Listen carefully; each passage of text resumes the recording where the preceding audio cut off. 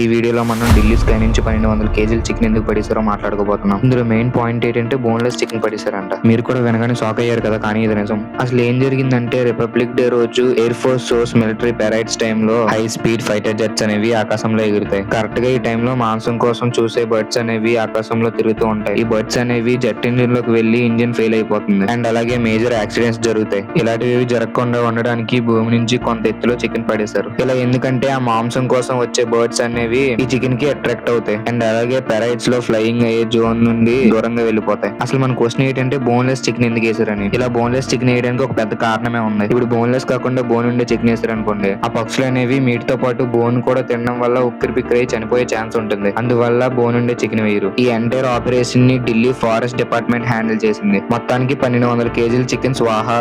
కోసం ఇప్పుడే సబ్స్క్రైబ్ చేసుకుని గంట సింబల్ని ఆన్లో పెట్టుకొని మాకు సపోర్ట్ చేయండి. మీరు నాకు ఎలా సపోర్ట్ చేస్తూ ఉంటే మరింత కొత్త కంటెంట్ని మీ ముందుకు తేయడానికి నేను చాలా ట్రై చేస్తాను. Thanks for watching.